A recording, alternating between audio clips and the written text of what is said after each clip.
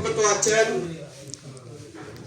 আজ থেকে 4 দিন পূর্বে 30 ডিসেম্বর রোজ মঙ্গলবার ভোর সকাল 6টার সময় বাংলাদেশের সাবেক 3বারের প্রধানমন্ত্রী, বিশ্ব নন্দিত নেত্রী, বাংলার আপসহীন সংগ্রামী নেত্রী দেশমাতা বেগম খালেদা জিয়া মৃত্যুবরণ করিয়াছেন।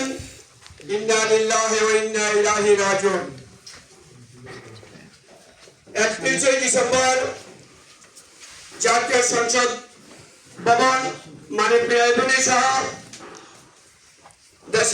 দেশ বিদেশি বিভিন্ন বরেণ্য ব্যক্তিবর্গ এবং প্রায় 1 থেকে 1.5 কোটি লোকের সমাবেশে বিশ্বের ইতিহাসে এই সর্বশ্রেষ্ঠ জানাজা অনুষ্ঠিত হয়েছে।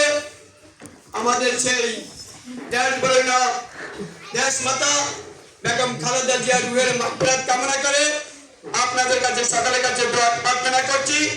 আপনারা সকলেই দেশমাতা বেগম খালেদা জিয়াকে যেন আল্লাহ পাক রব্বুল আলামিন জান্নাতের সর্বোচ্চ মুকাম দান করেন, সে দোয়া রাখবেন।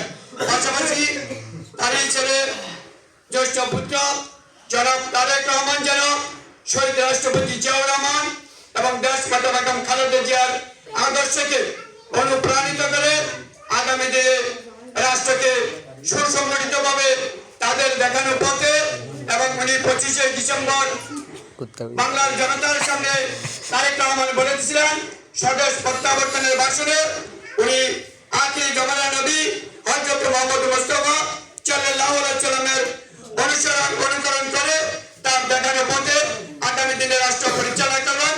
সেই কথা রাখার জন্য আল্লাহ তাকে তৌফিক দান করেন, এই দোয়া করবেন। এবারে আমি আমার বক্তব্য শেষ করছি। আসসালামু আলাইকুম ওয়া রাহমাতুল্লাহি ওয়া বারাকাতুহু। নামাজের পর সবাই থাকবেন, মিলাদ হবে এবং তাবারকের ব্যবস্থা আছে।